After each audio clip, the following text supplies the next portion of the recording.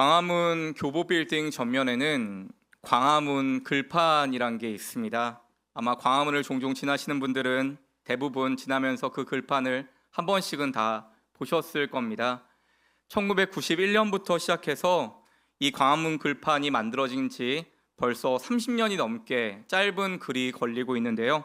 주로 시인들의 식구가 걸립니다.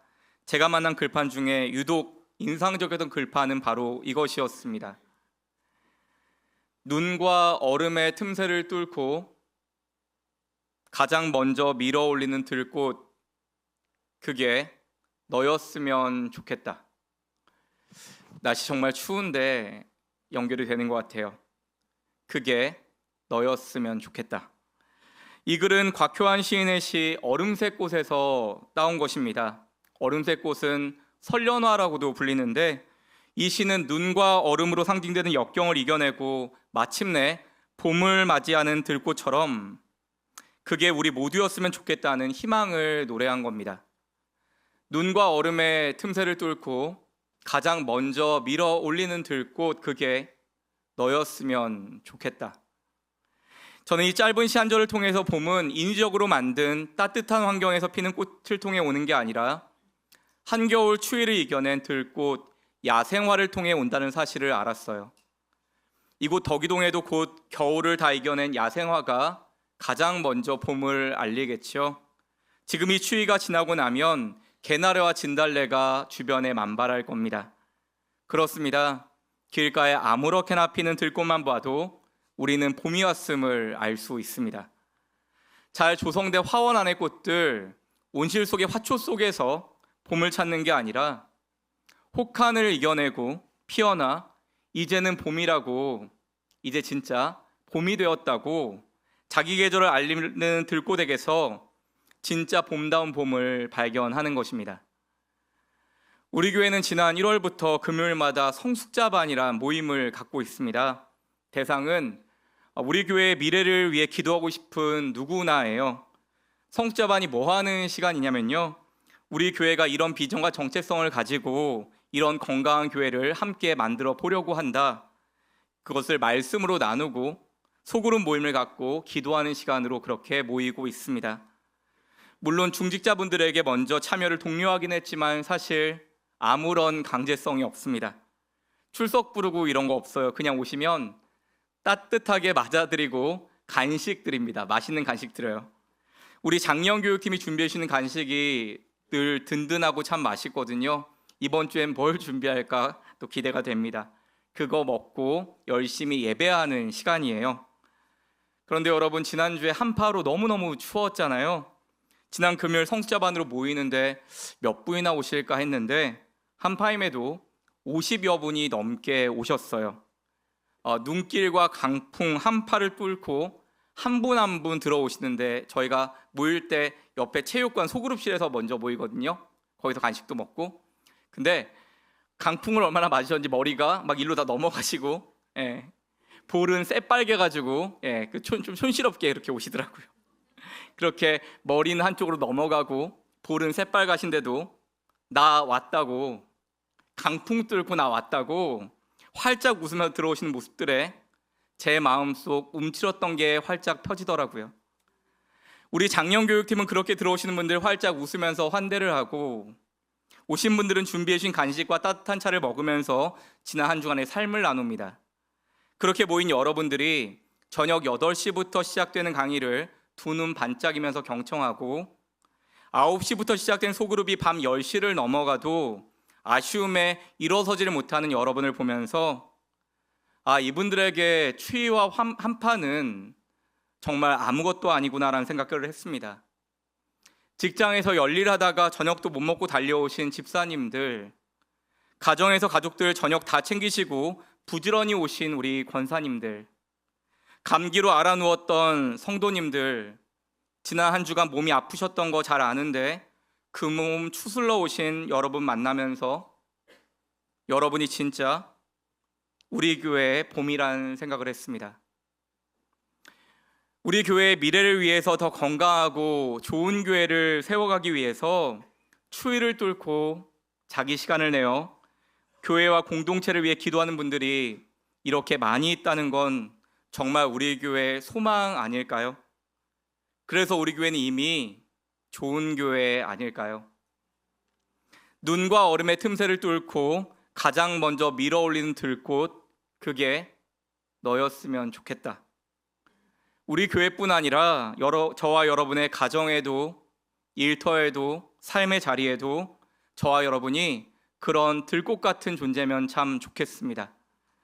추운 인생살이에 생기를 가져오는 사람들, 나는 안 된다, 나는 못한다 하는데 그래도 나와 함께 해보자, 용기를 주는 사람들, 그렇게 지친 일상에 다시 새 힘을 불어넣어주는 존재들, 그런 들꽃 같은 사람, 그게 정말 나였으면 좋겠습니다. 그게 여러분과 저, 그리고 우리 등대 가족 모두였으면 좋겠습니다. 우리가 속한 삶의 자리에서 그렇게 소망의 봄을 알리는 주님의 전령들 다 되시기를 예수님의 이름으로 축원합니다. 오늘 말씀의 주인공 여호수아와 갈렙은 바로 이런 들꽃 같은 사람들이었습니다. 눈과 얼음의 틈새를 뚫고 가장 먼저 소망의 봄을 알리는 들꽃 같은 사람 말입니다. 오늘 본문 앞에 있는 민수기 13장 1절과 2절 2절입니다. 함께 읽어보겠습니다. 여호와께서 모세에게 말씀하여 이르시되 사람을 보내어 내가 이스라엘 자손에게 주는 가나안 땅을 정탐하게 하되 그들의 조상의 감은 각 지파 중에서 지휘관 된 자 한 사람씩 보내라. 오늘 말씀을 보시면 이스라엘 백성들이 약속의 땅 가나안에 들어가기 전에 12명의 정탐꾼을 그 땅에 보내는 장면이에요. 이어지는 성경을 보면 여러분 잘 아시는데 이 12명의 정탐꾼이 40일 동안 정탐을 하고 돌아와서 결과를 모세와 온 백성에게 보고하는 장면이 나옵니다. 과연 어떤 보고를 할까요?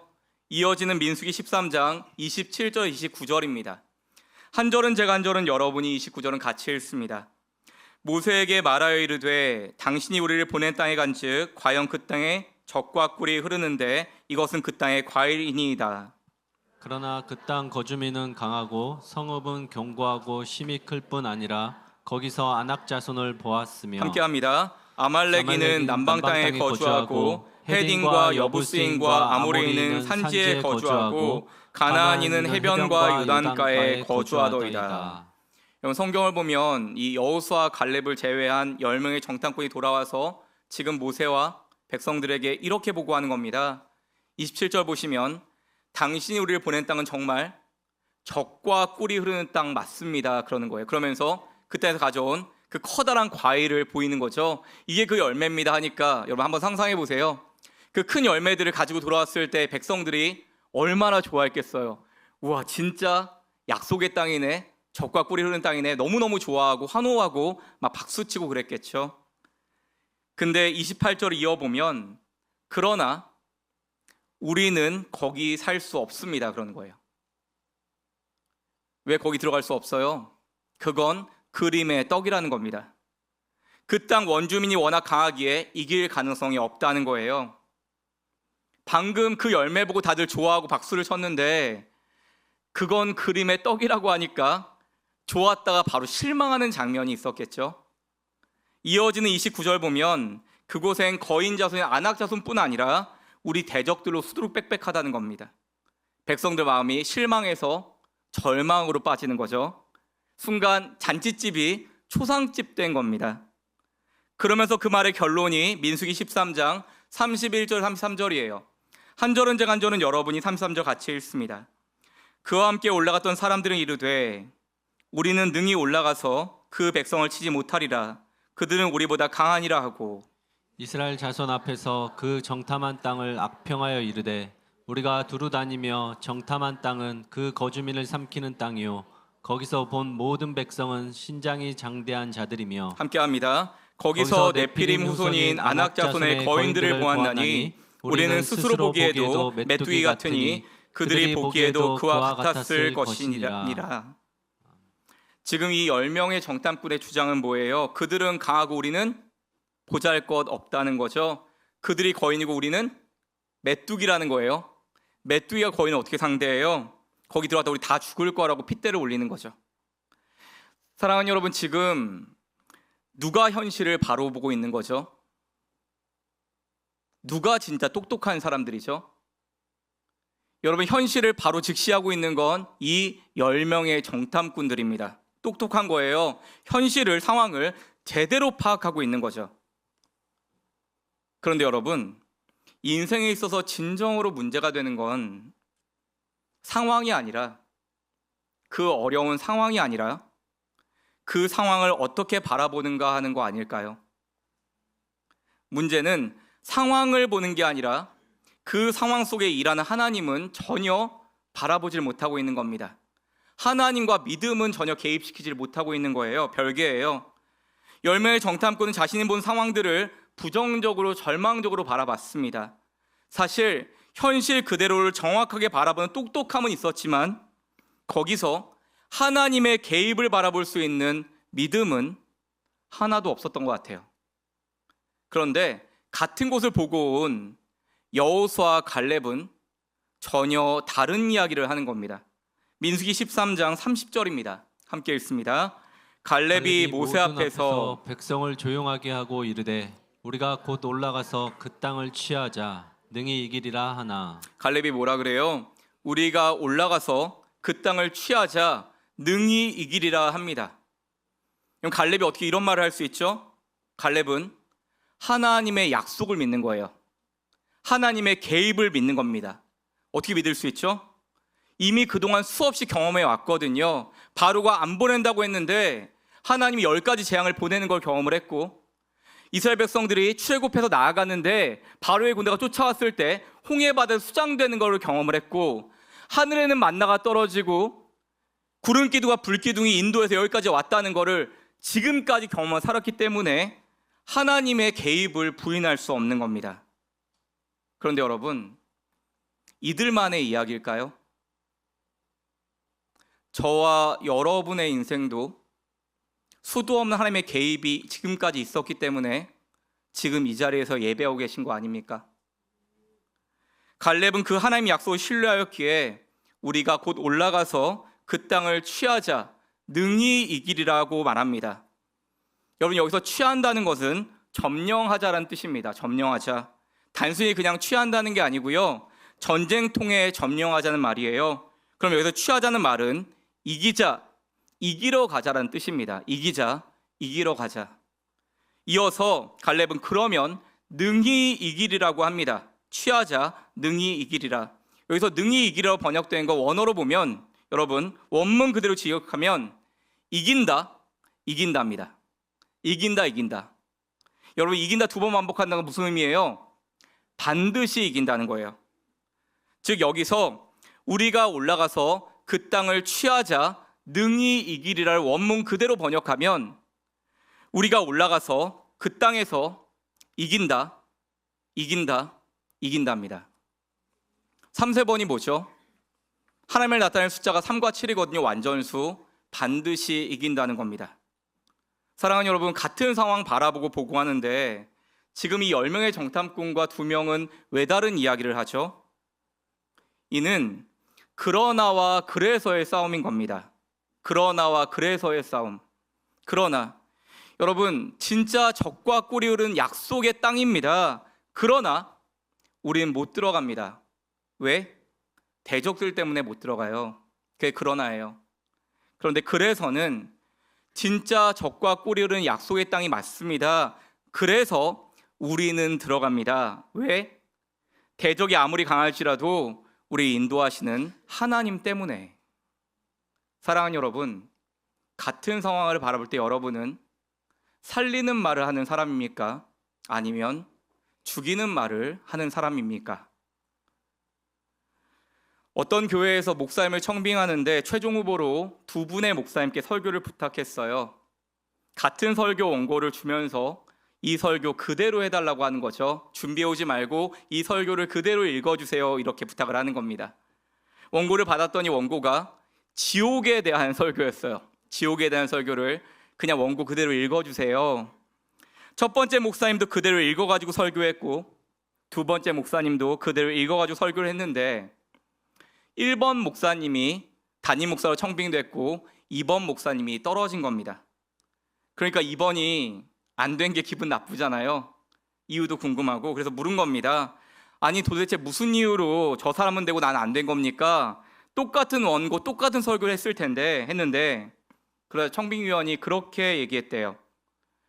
성도님들의 의견을 수렴해서 보니까 두 목사님 다 똑같이 지옥에 대해서 설교를 했는데 1번 목사님 설교한 내내 여러분 지옥 가시면 안 됩니다 하는 그 마음으로 설교를 했고 2번 목사님은 너희들 그러다 다 지옥 간다 라는 마음으로 설교했기 때문에 1번 목사님을 선택하게 되었습니다. 사랑하는 여러분, 똑같은 말을 해도 살리는 말이냐 죽이는 말이냐가 굉장히 중요한 것입니다. 똑같이 하나님 말씀을 전해도 여러분 예배 마치고 나가실 때 말씀을 듣고 그래 내가 절망 속에 있었지 다시 힘을 내야지 하나님 살아계신다 내가 포기할 게 아니구나 다시 믿음 가지고 가정으로 삶의 현장으로 나아가야겠다 이렇게 살리는 생각이 들고 잠에서 깨어나는 은혜가 있다면 여러분은 좋은 교회에 다니시는 겁니다.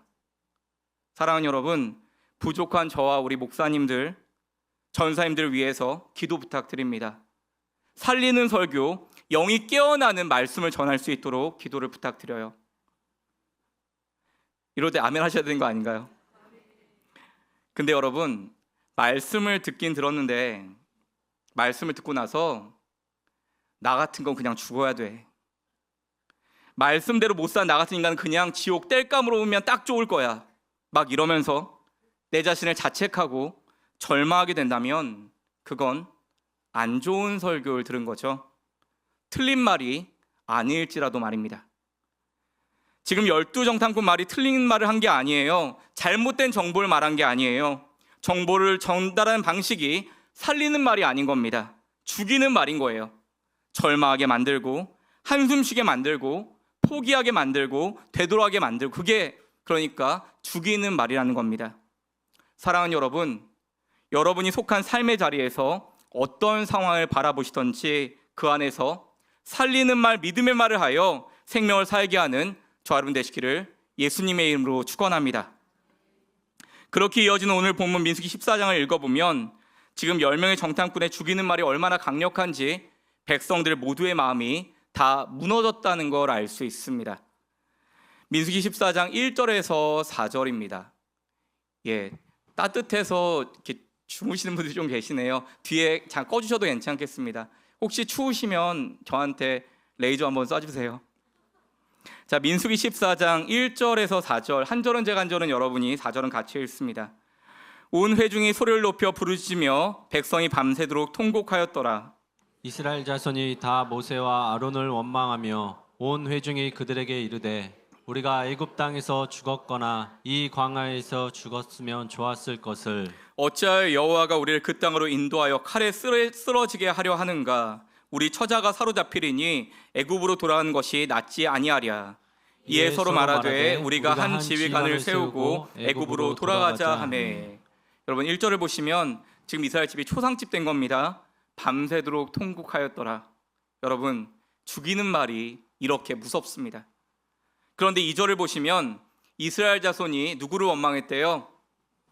모세와 아론을 원망했다고 했는데 사실은 이들을 원망한 게 아니에요. 지금 그들 모세와 아론을 원망하는 게 아니라 그들을 지도자로 세운 누구를요? 하나님을 원망하고 있는 겁니다. 3절 보면 알 수 있어요. 이렇게 시작합니다. 어찌하여 여호와가 이게 다 여호와 하나님 탓이야. 우리를 그 땅으로 인도하여 칼에 쓰러지게 하려 하는가? 여러분 하나님이 칼에 쓰러뜨리게 만들려고 여기까지 끌어왔나요? 그들을 출애굽시켜서 가나안에 다 죽게 만들 계획으로 데려온 거예요? 그러려면 왜 여기까지 인도해 온 거죠? 그냥 애굽에서 노예로 살다 죽게 만들지? 여태까지 이스라엘 백성들이 뭘 경험했어요? 하늘에서 내리는 만나를 먹었고 하나님이 인도하는 구름기다 불기둥 가운데 여기까지 왔는데 매 순간 하나님의 은혜를 경험하면서도 그 죽이는 말의 여파로 하나님의 신실하심은 하나도 기억 못하는 거예요. 마음이 다 무너져서 결국 어떤 결정을 해요? 4절 보시면 우리가 한 지휘관을 세우고 애굽으로 돌아가자. 우리 이제 하나님 못 믿겠다. 똑똑한 지도자 세워서 우리 살 길 모색하자. 애굽으로 돌아가자. 여기서 죽느니 노예로 사는 게 낫다. 여러분, 이들이 지금 노예로 살기 위해 지도자를 뽑자는 겁니다. 그렇게 상황 다 파악하고 똑똑한 척 다 하더니 결국엔 어떻게? 노예로 돌아가자는 거예요. 이게 현실 아닌가요? 10명의 정탐꾼들이 죽이는 말을 모두를 절망으로 빨아들이는 걸 보는 겁니다. 여러분, 불신과 부정적인 말은 쉽게 확산되는 힘이 있기 때문에 그렇습니다. 이어지는 민수기 14장 5절과 6절입니다. 함께 읽습니다. 모세와 아론이 이스라엘 자손의 온 회중 앞에서 엎드린지라. 그 땅을 정탐한 자 중 눈의 아들 여호수아와 여분네 아들 갈렙이 자기들의 옷을 찢고. 여러분, 모세와 아론이 하나님 원망하는 말을 쏟아낸 백성들 앞에서 엎드려요. 왜 엎드려요? 이러다가 우리 다 죽어 그러는 거죠. 오징어 게임 오영수 할아버지가 이게 먼저 한 게 아니라 모세와 아론이 먼저 했습니다. 이러다 우리 다 죽습니다. 정신 차리라는 거죠. 여호수아와 갈렙은 슬픔과 답답함에 자기의 옷까지 찢습니다. 자, 이 광경이 그려지세요? 그리고는 백성들 앞에 다시 한번 살리는 말을 전하는 거예요. 근데 이게 여호수아와 갈렙의 마지막 호소인 걸 아십니까? 민수기 14장 8절 9절입니다. 함께 읽습니다. 여호와께서 우리를 기뻐하시면 우리를 그 땅으로 인도하여 들이시고 그 땅을 우리에게 주시리라. 이는 과연 젖과 꿀이 흐르는 땅이니라.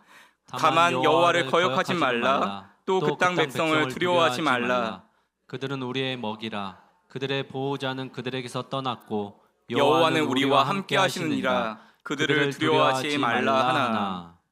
8절 보시면 여호와께서 기뻐하시면 그 땅을 우리에게 주시리라. 여러분, 전쟁은 나에게 속한 게 아니라는 거예요. 하나님이 이 길 인도하기 시작했다면 분명히 그 땅으로 인도해 주실 거라는 주님의 신실한 약속을 믿으라는 겁니다. 이어지는 9절 보면 그 땅 백성 두려워하지 말라. 그들은 우리의 먹이라. 개역 한글 성경에서 우리의 밥이라고 했어요. 그들 우리의 밥이다. 그들의 보호자는 그들에게 떠났고 여호와는 우리와 함께 하느니라. 여러분, 그들의 보호자에 사용된 보호자란 히브리어로는 그림자란 뜻입니다. 무슨 의미예요? 가나안 땅의 대적들을 지키고 있는 보호자는 그림자일 뿐이야. 그러나 우리 여호와 하나님은 그림자가 아니시기에 우리와 함께 하시기에 우린 그 땅을 취할 수 있다는 것입니다. 그런데 여러분, 사실 성경 속 오늘 이야기는 단순히 긍정적인 말과 부정적인 말의 이야기가 아니에요. 오늘 이 말씀이 정말 중요한 건 지금 하나님이 이 모든 상황을 다 지켜보고 있다가 지금부터 말씀하는 겁니다. 민수기 14장 26절에서 28절입니다. 한 절은 제가 한 절은 여러분 28절 같이 읽습니다. 여호와께서 모세와 아론에게 말씀하여 이르시되 나를 원망하는 이 악한 회중에게 내가 어느 때까지 참으랴. 이스라엘 자손이 나를 향하여 원망하는 바 그 원망하는 말을 내가 들었노라. 함께합니다. 그들에게 이르기를 여호와의 말씀에 내 삶을 두고 맹세하노라. 너희 말이 내 귀에 들린 대로 내가 너희에게 행하리니. 아멘. 27절 보시면 여러분, 하나님 뭐라 말씀하세요? 그 원망하는 말을 내가 들었노라 합니다. 그 원망하는 말 내가 다 들었다. 여러분, 오늘 이거 하나 잊지 않고 돌아가셔야 돼요. 죄송해요, 제가 PPT는 못 넣었는데 하나님은 기도뿐 아니라 말도 들으신다는 겁니다. 하나님은 우리의 기도뿐 아니라 우리가 하는 말도 다 들으신다는 거예요. 눈 감고 손 모으는 기도만 들으는 게 아니라 우리의 모든 말을 하나님이 다 듣고 계신다는 거죠. 여러분, 이런 얘기 들어보셨어요? 집사님들보다는, 남자 집사님들보다는 여자 권사님들께 기도를 부탁하는 게 더 좋다. 물론 약간은 우스갯소리기도 한데 약간은 과학적이기도 합니다. 이유가 남자들은 기본적으로 7,000개의 단어를 기억한대요. 하루에 7,000개의 단어를 사용한대요. 근데 여자분들은 21,000개의 단어를 하루 종일 사용한답니다. 그러니까 남자가 여자를 못 이기죠. 예, 그래서 믿음 좋은 권사님들께 기도를 부탁하면 그분들이 얼마나 선한 말로 하나님 앞에 3배나 더 많은 기도를 올려드리겠냐는 거예요. 예, 나름 과학적인 이유가 있어요. 근데 오늘 말씀 보시면 28절에 너희 말이 내 귀에 들린 대로 내가 너희에게 행하리니, 하나님이 우리의 모든 말을 들으시고 어떻게? 그대로 다 행한다라고 하시는 겁니다. 내가 너희 말 듣고 말대로 할 거야. 여러분, 우리가 뜨겁게 기도한 다음에 하나님 도와줄 줄 믿습니다 하고 뜨겁게 기도하고 난 다음에 집에 돌아갈 때 근데 될까? 살아날 줄 믿습니다 했는데 사랑이 뭘 살아나? 여러분, 우리 말에 권세가 있다는 거예요. 하나님이 우리 말을 들으신다는 겁니다. 민수기 14장 28절 다시 보시면 여호와의 말씀에 내 삶을 두고 맹세하노라. 내가 너의 말을 듣고 행동할 건데 어떻게? 나 여호와 하나님의 생명을 걸고 자존심을 걸고 내 인생을 걸고 얘기한다. 내가 너희 말이 내 귀에 들린 대로 행할 거야 라고 하시는 거예요. 사랑하는 여러분, 이거 지금 사골 예화인데 이것만큼 맞는 게 없어요. 말씀드립니다. 아시는 분은 너그럽게 받아주시면 좋겠어요.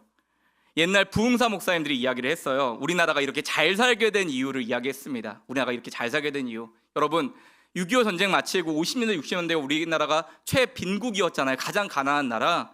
그때 우리 부모님 세대는 어떻게 살았어요? 부모님 다 일하러 가고 아이들이 다 길가에 나와서 코를 흘리고 있었대요. 코를 흘리고 있었대요. 코를 이렇게 흘리고 있었대요.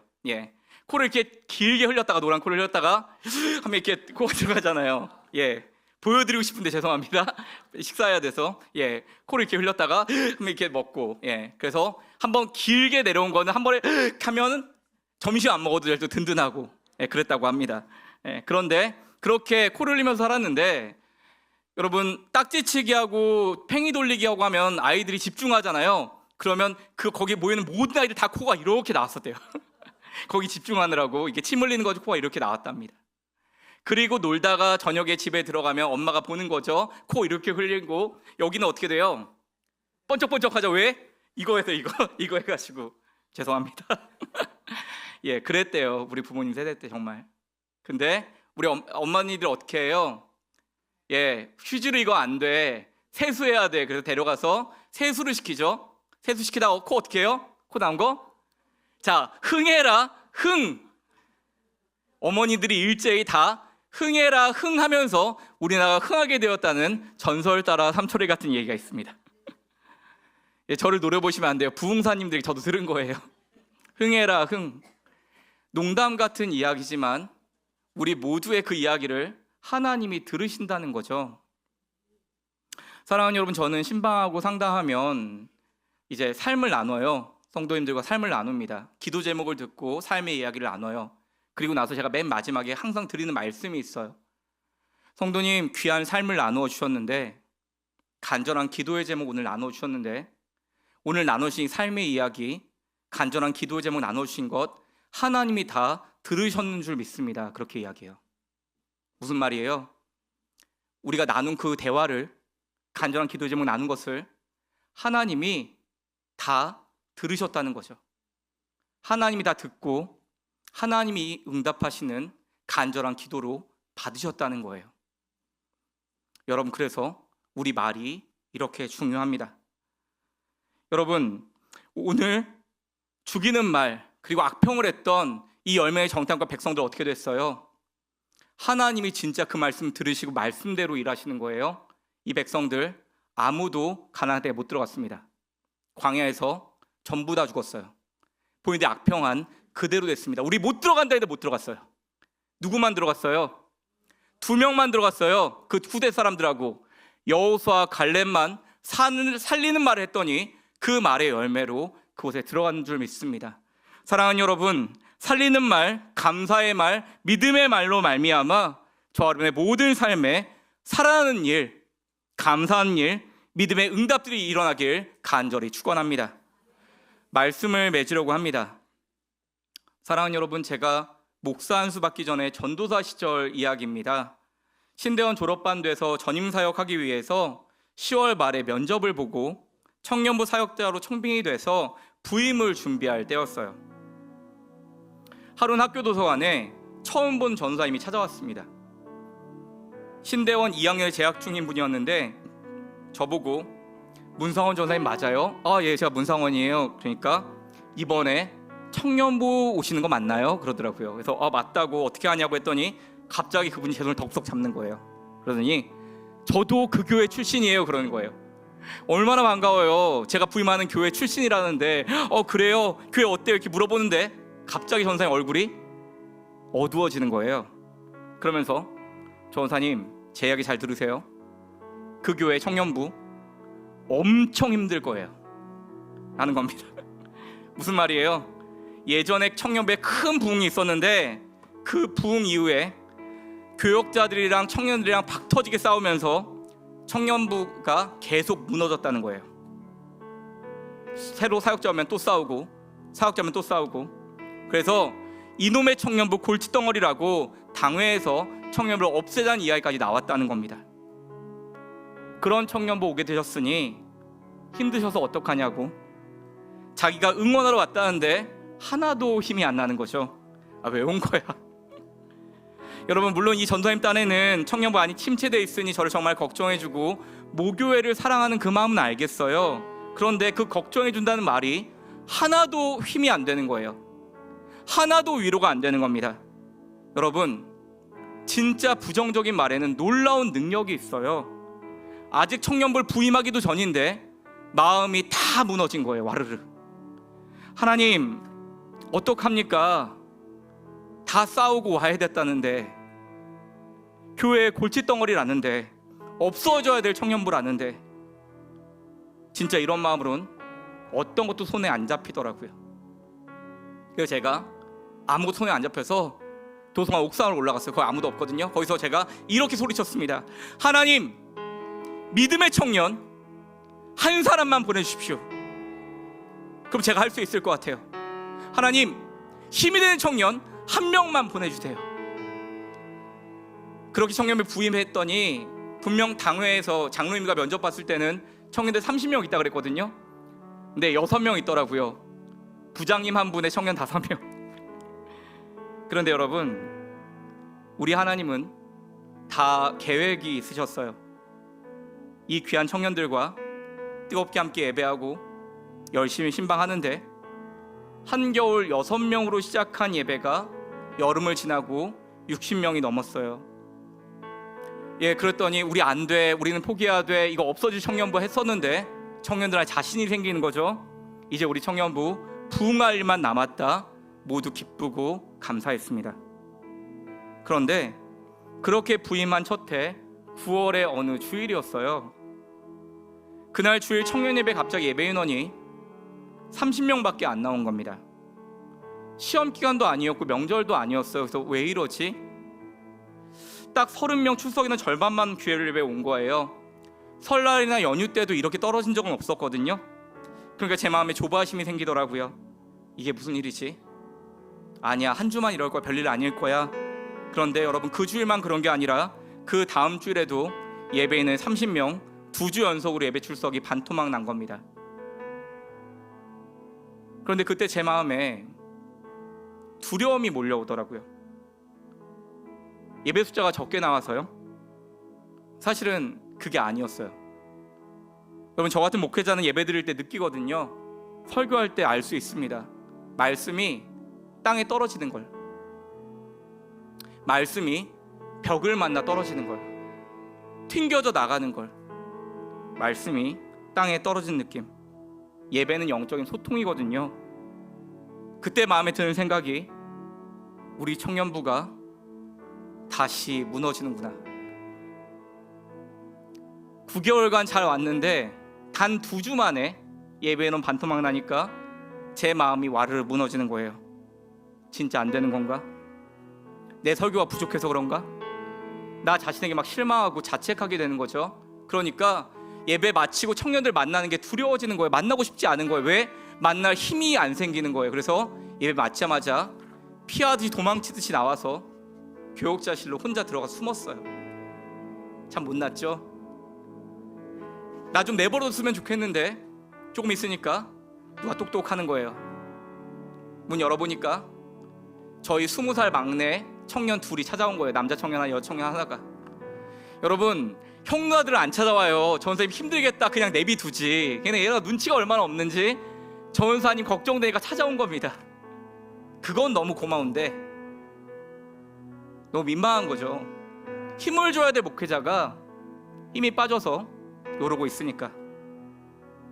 근데 여러분, 이 20살 이 눈치도 없는 친구들이 저를 격려하고 위로하더라고요. 전사님, 제가 힘들어할 때 분명히 그 자리에 주님이 함께 한다고 했죠. 주님이 우리 예배 잘 세워가실 거예요. 그러니 전사님, 여기서 이렇게 기죽지 마시고 힘내세요, 그러는 겁니다. 근데 여러분, 이 20살 우리 청년 막내에게 살리는 말을 들으니까 제 안에 사그러들었던 소망이 다시 살아나는 겁니다. 그때 알았어요. 하나님이 이 청년들의 살리는 말을 듣고 바로 역사하시는구나. 그러더니 손잡고 기도하자는 겁니다. 얘네가 저 따라하는 거예요. 제가 별일 있으면 자, 우리 손잡고 기도하고, 손잡고 많이 기도했거든요.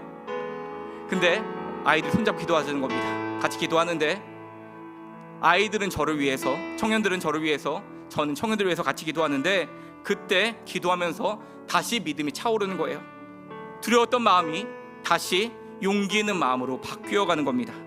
다시 용기가 차오르는 거죠. 그때 제가 번뜩 생각이 난 거예요. 뭐가 생각났을까요? 부임하기 전에 옥상에서 소리쳤던 기도가 생각났어요. 하나님, 한 명만 보내주시면, 힘이 된 청년 한 명만 보내주시면 제가 해보겠습니다 했는데, 하나님은 힘 있는 청년, 힘이 된 청년 2명이나 예비하셨네요.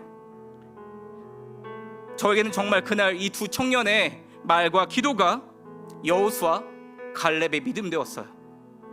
그리고 그때 부어오신 힘과 용기로 다시 일어설 수 있었습니다.